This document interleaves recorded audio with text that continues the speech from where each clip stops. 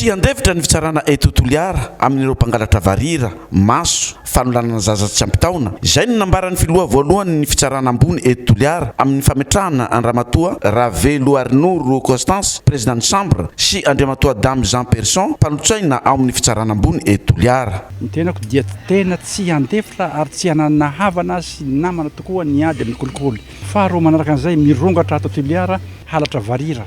Fa dia tsy misy zany indra fo mihitsy ao amin'izay tratra ngalatra laza varira amin'izany koa ny vakifasana zany fa zay tratranay kosa ka tena voatsara fa tena nanao marina dia tsy maintsy alefa any Atsiafaha. Ny resaka fanolanana misy ny vazaha mandalo le manao tourisme sexuel, mametaveta ny zanaky ny gasy heloko be vava zany, crime zany. Ny mpitsara dia hatao hiasa manerana Madagasikara, hoy ny tale kabinetra ny ministra ny fitsarana. Nisy ny politika izay napetraky ny ministera ny fitsarana dia tsy inona zany fa ny hanaovana famindrana na rotation ireo mpitsara rehetrarehetra izay efa naharitra fatrana mihoatra taona amin'ny toerana anankiray. Dia noetsena voalohany tamin'izany moa zany ireo lehibe ny fitsarana na ny président na ny procureur izany dia mbola itoy izay politika izay dia amin'izay fotoana izay indray no hijerevana ireo mpitsara hafa izay efa nafeno izay efatra taona ny mihoatra amin'ny toeram-piasana anankiray izay. Tamin'io nanolorana amin'ny fomba ofisialy ireo mpitsara vaovao tontolo iara toy ny président sy procureur ao amin'ny fitsarana ambaratonga voalohany ao Morondava, Ampani sy Morombe.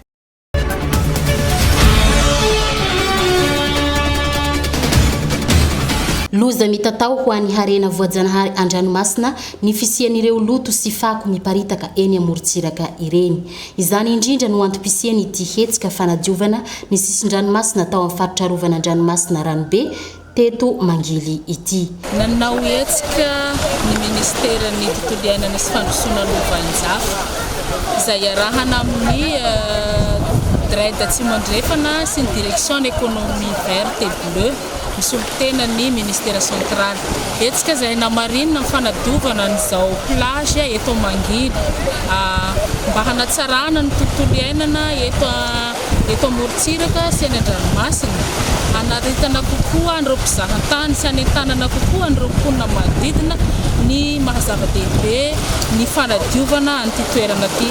Tsara ho marina nefa fa Mangily tsy vitany hoe toerana izay mampisarika na mahasarika mpizahantany fa ihany koa ao anatina faritra rovana Ranobe Bay izay efa nahazo décret de protection définitive tamin'ny taona 2024 fa saingy tsisy mpitantana. Ny fitalevam-paritra ny tontolo iainana eto Tsimandrefana zany no miara-mifanampy amin'ireo ONG izay manohana sy manatsara nyity faritra rovan'an-dranomasina ity. Ko raha androany tsika manatanteraka an'izay hetsika fanadiovana zay dia mba hampisarika ireo mpizahatany tsy vahiny ihany fa mpizahatany malagasy. Tsara ho marina fa tao anatin'ny valanaretina Covid-19 tsika dia nikatona sisin-dranomasina dia ny mpizahatany tazantsika eto amin'ity toerana ity dia mpizahatany malagasy. Hanatsara n'izay tolotra omena azy zay, hanatsara ihany koa ny tontolo iainana an-dranomasina zay, hanatsara ihany koa sy hanentana ny mponina eto Mangily amin'izay geste atao hoe éco-citoyenneté zay hoe tokony ho tsaroany mandrakariva ny mahazava-dehibe amin'izay resaka fahadiovana zay. Tontolo iainana moa tsy voafaritra hoe any anaty ala fotsiny fa ny any amorontsiraka sy any an-dranomasina dia tokony kotsakotsaina ihany koa. Hetsika tafiditra tao anatin'ny fampiroboroboana ny fizahantany izay masoan'ny DRED Tsimandrefana ary niarahany amin'ny foibe mpitondrana ny toe-karena Antanety sy an-dranomasina. Tanjona ny mba hiarovana ireo zava-mananaina an-dranomasina sy amin'ny morontsiraka. Mampiseho fa ny ministeran'ny tontolo iainana sy ny fandrosoana lovanjava dia tsy mamboly hazo na mampirisika amin'ny fambolena hazo ihany fotsiny fa sana ihany koa ny eny amin'ny ranomasina sy ny ety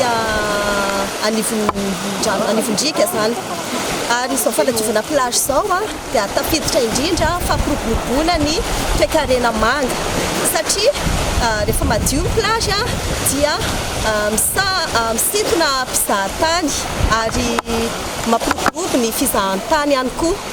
Fako ohatr'izay rehefa madio ny plage dia fako dia tsy hoe zany le fako izay mety varina any amin'ny ranomasina ary mamono ny biby sy ny zava-mananaina anaty ranomasina na koa manelingelina ny fiainan'izy ireo dia misy fiatraikany ihany koa zay amin'ny vokatra na amin'ny vokatra azon'ny mpanjono zany na koa amin'ny fiainan'ny biby amin'ny ankapobeny.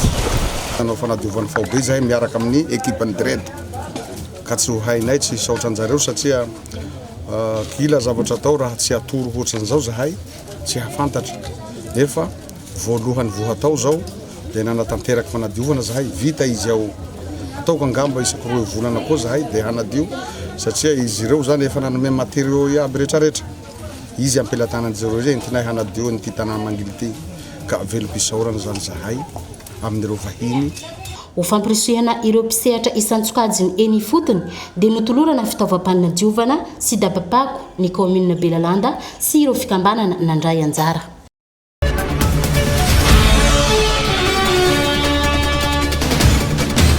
Lanonana rososo no tanterahana teto amin'ny Toby Betela Betsinjaka synodam-paritany fiherenana Toliara. Ny ray jobily fa 520 taona ity Toby ity ary ny ray kosa famoahana mpiandry izay miisa eny amin'ny 20 amby 100.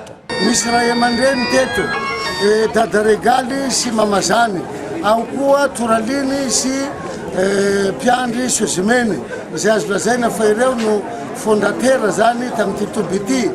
Nisy fahazavana hitan'izy ireo avy eny ambony satria tamin'izay zareo mbola nipetraka tao Betsingilo dia teto amin'ity Toby ity satria nitadiavina hoe aiza ny toerana anaovana ny Toby.